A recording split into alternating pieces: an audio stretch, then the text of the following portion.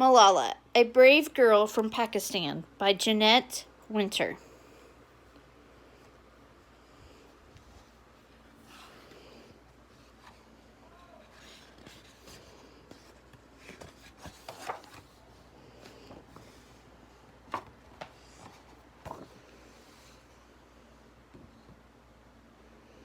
The story of Iqbal Masih has stayed with me since I read his obituary on April the 19th, 1995, 3 days after he was shot.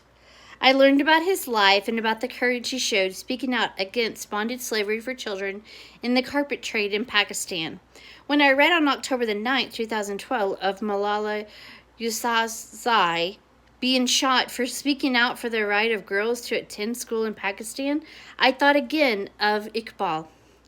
Two courageous children whose bravery transcended their youth came together in my mind and led to this book. Author's note. Two children from Pakistan spoke out against injustice in their world. Their bravery in the face of great danger is an inspiration to all who know their stories. Malala Yousafzai, 1997 to present day. Malala was born in the small town of Mingora in Swat Valley of Pakistan. She lived with her mother, father, and two brothers. Malala started school early at the school her father ran and excelled in her studies.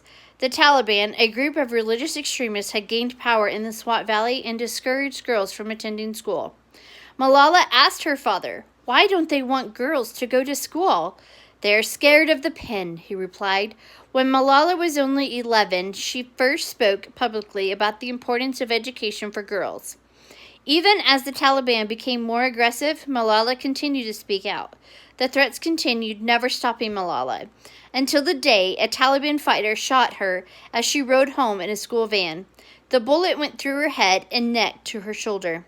Malala was treated in many hospitals and finally in the Queen Elizabeth Hospital, Birmingham, in England, where she now lives with her family.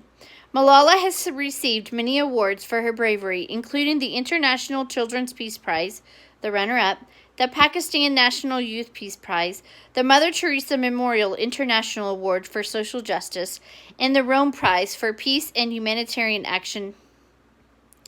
In 2013, she was the Nobel Peace Prize nominee. In 2014, she won the Nobel Peace Prize in honor of her struggle for the right of all children to an education. She shared the prize with Indian Kailash Satyarthi, who was honored for his fight against the suppression of children and young people. She continues to recover and she continues to speak out. Let us not pray to be sheltered from dangers, but to be fearless when facing them.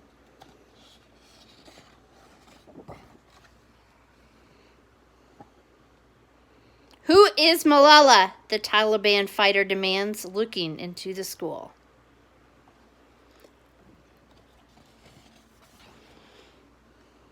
Malala is a girl who isn't afraid.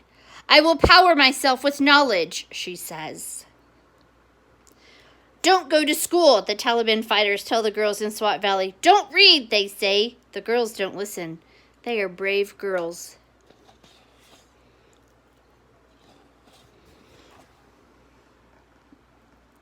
The schoolroom holds their sun and blocks the threatening shadows, but away from school, a dark cloud follows them everywhere. Every day, the Taliban broadcast their warnings. No school for girls, they say, but Malala is a brave girl who speaks out. "I have the right of education. I have the right to play. I have the right to sing. I have the right to talk. I have the right to go to market. I have the right to speak up." The brave girls of Swat Valley outwit the Taliban fighters by wearing everyday clothes to school. Their uniforms stay hidden at home. Malala speaks out again and again. "They cannot stop me. I will get my education, if it is home, school, or any place." There is no peace in Swat Valley. The Taliban burn and bomb the schools. Still, Malala speaks out. The extremists are afraid of books and pens. They are afraid of women.